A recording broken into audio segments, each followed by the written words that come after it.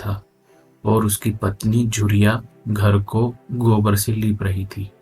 दोनों अपने अपने काम से फुर्सत पा चुके थे। तो चमारिन ने कहा, तो जाके पंडित बाबा से कह आओ ना, ऐसा ना हो कहीं चले जाएं। दुखी, हाँ जाता हूं, लेकिन यह तो सोच बैठेंगे किस चीज पर। झुरिया, कहीं से खटिया ना मिल जाएगी, ठकुराने से मांग लाना।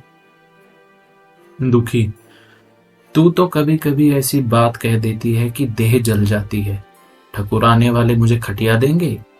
आग तक तो घर से निकलती नहीं, खटिया देंगे? कैथाने में जाकर एक लोटा पानी मांगू तो ना मिले, भला खटिया कौन देगा? हमारे उपले सेंठे भूसा लकड़ी थोड़े ही है जो चाहे उठा ले जाए। ले अपनी खटोली धोकर रख दे, गर्मी के तो दिन है, उनके आते आते सूख जाएगी। झुरिया, वह हमारी खटोली पर बैठेंगे नहीं, देखते नहीं कितने नेम धर्म से रहते हैं। दुखी ने जरा चिंतित होकर कहा, हाँ यह बात तो है। महुए के पत्ते तोड़कर एक पत्तल बना लूं तो ठीक हो जाए।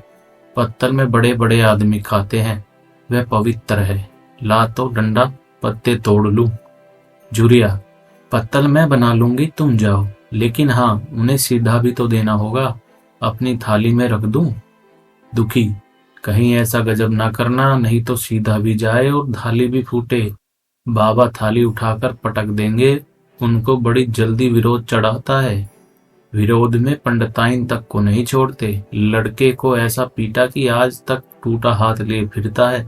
पत्तल में सीधा भी देना, हाँ मुदा तू छूना मत। झुरिया, गोंद की लकड़ी को लेकर साहा की दुकान से सब चीजें ले आना, सीधा भरपूर हो। सेर भर आटा, आधा सेर चावल, पाव भर दाल, आधा पाव घी, नौन, हल्दी और पत्तल में एक किनारे 4 आने पैसे रख देना। गोंद की लकड़ी ना मिले तो भुर्जिन के हाथ पैर जोड़कर ले आना। तो कुछ मत छूना, नहीं गजब हो जाएगा। इन बातों की ताकीद देखकर दुखी ने लकड़ी उठाई और घास का एक बड़ा सा गट्ठा खोलकर पंडित जी से अर्ज करने चला। खाली हाथ बाबा जी की सेवा में कैसे जाता?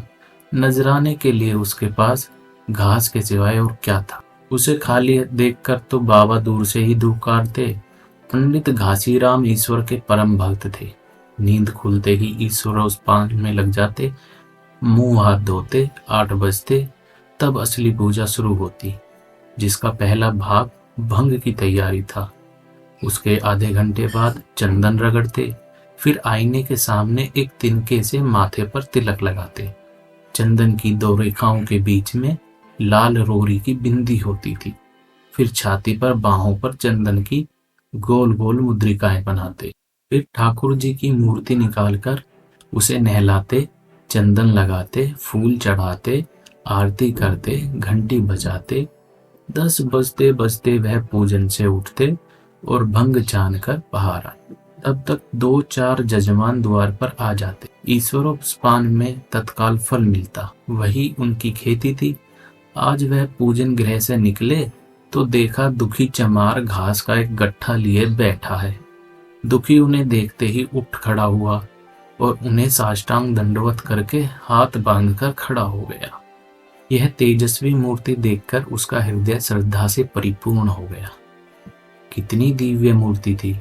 छोटा सा गोल मटोल आदमी, चिकना सिर, फूले गाल, ब्रह्म तेज से प्रदीप्त आंखें, रोरी और चंदन देवताओं की प्रतिभा प्रदान कर रहे।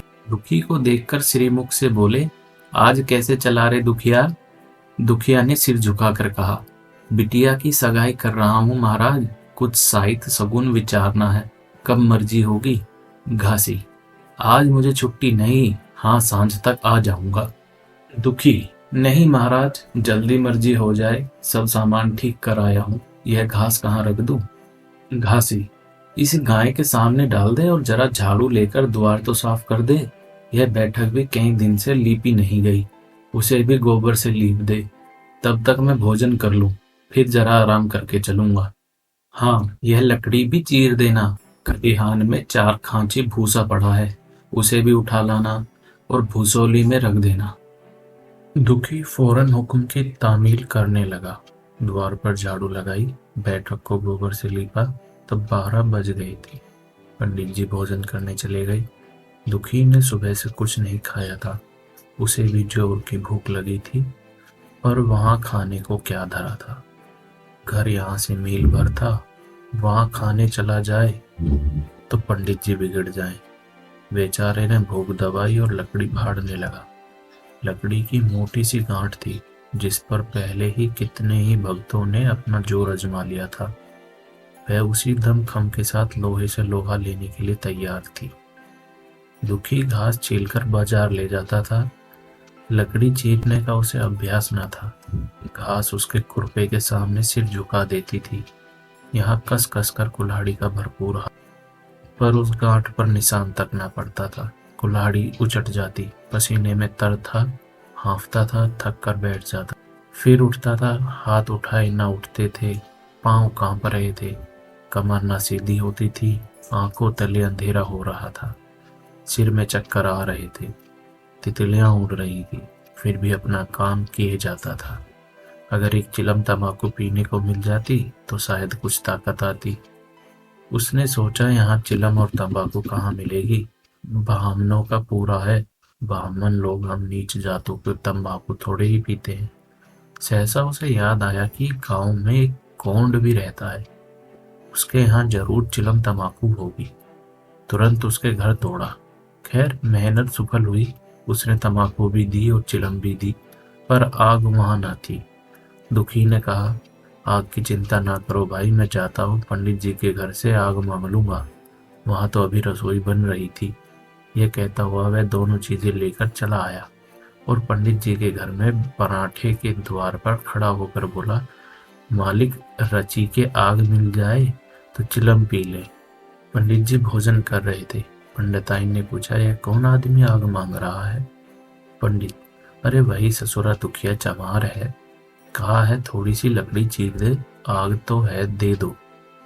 पंडिताइन ने भावें चढ़ाकर कहा, तुम्हें तो जैसे पोथी पत्रों के फेर में धर्म कर्म किसी बात की सुधी नहीं है।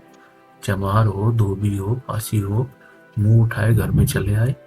हिंदू का घर ना हुआ कोई सराय हुई, कह दो दाढ़ी चार से चलाया, नहीं तो इसे लुहाटे से मुंह झुलस दूंगी, आग मांगने चले हैं। पंडित जी ने उन्हें समझाकर कहा, भीतर आ गया तो क्या हुआ, तुम्हारी कोई चीज तो नहीं छुई, धरती पवित्र है, जरा सी आग दे, क्यों नहीं दे देती? काम तो हमारा ही कर रहा है, कोई लोनिया यही लकड़ी फाड़ता तो कम से कम 4 आने लेता। पंडिताइन ने गरज कर कहा, वह घर में आया क्यों? पंडित ने हार कर कहा, अरे ससुरे का अभाग था, और क्या। पंडिताइन, अच्छा इस वक्त तो आग दिए देती हूँ, लेकिन फिर जो इस तरह घर में आएगा तो उसका मुंह ही जला दूंगी। दुखी के कानों में इन बातों की भनक पड़ रही थी। पछता रहा था नहा खाया। सच तो कहती है, पंडित के घर में चमार कैसे चलाए? बड़े पवित्र होते हैं ये लोग, तभी तो संसार पूछता है, तभी तो इतना मान है। भर चमार थोड़े ही है, इस गांव में बूढ़ा हो गया, मगर मुझे इतनी अकल भी ना आई।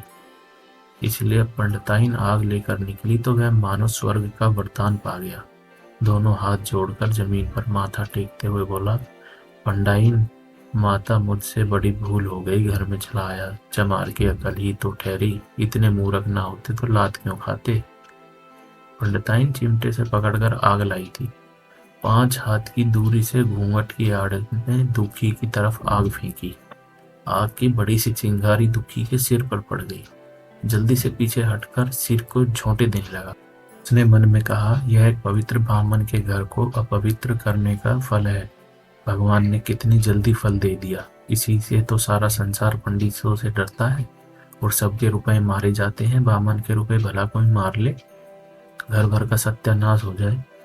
पाव गल गल कर मरने लगे। बाहर आकर उसने चिलम पी और फिर कुल्हाड़ी लेकर जुट गया। खटखट की आवाजें आने लगी। उस पर आग पड़ गई तो पंडिताइन को उस पर कुछ दया आ गई। पंडित जी भोजन करके उठे तो बोली, चमरवा को भी कुछ खाने को दे दो, बेचारा कब से काम कर रहा है, भूखा होगा। पंडित जी ने इस प्रस्ताव को व्यवहारिक क्षेत्र से दूर समझकर पूछा, रोटियां हैं? पंडिताइन, 2-4 बच जाएंगे। पंडित, 2-4 रोटियों में क्या होगा, चमार है, कम से कम शेर भर चढ़ा जाएगा। पंडिताइन कानों पर हाथ रखकर बोली, अरे बाप रे, शेर भर? तो फिर रहने दो। पंडित जी ने अब शेर बनकर कहा, कुछ भूसी चोकर हो तो आटे में मिलाकर 2 ठो लिट्ठा ठोक दो, साले का पेट भर जाएगा। पतली रोटियां से नीचों का पेट नहीं भरता, इन्हें तो ज्वार का लिट्ठा चाहिए। पंडिताइन ने कहा, अब जाने भी दो, धूप में कौन मरे। दुखी ने चिलम पीकर फिर कुल्हाड़ी संभाली। दम लेने से जरा हाथों में ताकत आ गई। कोई आधा घंटा तक फिर कुल्हाड़ी चलाता रहा, फिर बेदम होकर वहीं सिर पकड़ के बैठ गया। इतने में वहीं गोंड आ गया। बोला, क्यों जान देते हो बूढ़े दादा, तुम्हारी फाड़े यहाँ गांठ ना फटेगी, ना खलखलाना होते हो। दुखी ने माथे का पसीना पोंछकर कहा, अभी गाड़ी भर भूसा ढोना है भाई। गोंड, कुछ खाने को मिला कि काम ही कराना जानते हैं, जाके मांगते क्यों नहीं। दुखी, कैसे बात करते हो चिकुरी, बामन की रोटी हमको पचेगी। गोंड, पचने को पच जाएगी, पहले मिले तो। मूछों पर ताव देकर भोजन किया और आराम से सोए। तुम्हें लकड़ी फाड़ने का हुक्म लगा दिया। जमींदार भी कुछ खाने को देता है, हाकिम भी बेगार लेता है तो थोड़ी बहुत मजदूरी देता है। यह उनसे भी बढ़ गए हैं, उस पर भी धर्मात्मा बन। धीरे धीरे बोलो भाई, कहीं सुन ले तो आफत आ जाए। यह कहकर दुखी फिर संभल पड़ा और कुल्हाड़ी की चोट मारने लगा। चिकोरी को उस पर दया आई, आकर कुल्हाड़ी उसके हाथ से छीन ली और कोई आधा घंटा खूब कस कर कुल्हाड़ी चलाई, पर गांठ में एक दरार भी न पड़ी। तब उसने कुल्हाड़ी फेंक दी और यह कहकर चला गया, तुम्हारे फाड़े यह ना फटेगी, जान भले निकल जाए। दुखी सोचने लगा, बाबा ने यह गांठ कहाँ रख छोड़ी थी, फाड़े नहीं फटती, कहीं दरार तक तो नहीं पड़ती। मैं कब से इसे चीरता रहूंगा। अभी घर पर 100 काम पड़े हैं, कार परोजन का घर है, एक ना एक चीज घटी ही रहती है, पर इन्हें इसकी क्या चिंता। चलू अब, जब तक भूसा ही उठा लाऊं। कह दूंगा बाबा आज तो लकड़ी नहीं फटी, कल आकर फाड़ देंगे। उसने झोवा उठाया और भूसा ढोने लगा। खलिहान यहाँ से 2 फलांग से कम न था। अगर झोला खूब भर भर कर लाता तो काम जल्द खत्म हो जाता। फिर झोले को उठाता कौन, अकेले भरा हुआ झोला उसे न उठ सकता था, इसलिए थोड़ा थोड़ा लाता था।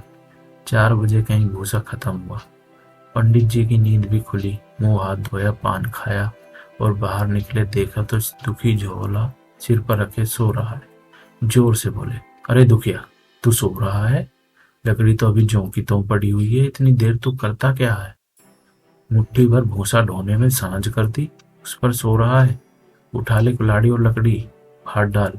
तुझसे जरा सी लकड़ी नहीं फटती, फिर साइत भी वैसे ही निकलेगी। मुझे दोस्त मत देना। इससे कहा है कि नीच के घर में खाने को हुआ और उसकी आंख बदली। दुखी ने फिर कुल्हाड़ी उठाई। जो बातें पहले से सोच रखी थी वह सब भूल गई। पेट पीठ में धंसा जाता था। आज सबके जलपान तक नहीं किया, अवकाश ही ना मिला। उठना ही पहाड़ मालूम होता था, जी डूबा जाता था, पर दिल को समझाकर उठा। पंडित है, कहीं साहित्य ठीक ना विचारे तो फिर सत्यानाश ही हो जाएगा। तभी तो संसार में इतना मान है। साहित्य का ही तो सब खेल है, जिसे चाहे बिगाड़ दे। पंडित जी गांठ के पास आकर खड़े हो गए और बढ़ावा देने लगे। हाँ, मार कस के, और कस के मार। अबे जरा जोर से मार, तेरे हाथ में तो जैसे दम ही नहीं। लगा कस के। खड़ा सोचने क्या लगता है कि हाँ बस फटी ही चाहती है, दे उसी दरार में। दुखी अपने होश में न था, न जाने कौन सी गुप्त शक्ति उसके हाथों को चला रही थी। वह थकान, भूख, कमजोरी सब मानो भाग गई। उसे अपने बाहुबल पर स्वयं आश्चर्य हो रहा था। एक एक चोट वज्र की तरह पड़ती थी। आधा घंटा तक वह उसी उन्माद की दशा में हाथ चलाता रहा, यहाँ तक कि लकड़ी बीच से फट गई और दुखी के हाथ से कुल्हाड़ी छूटकर गिर पड़ी।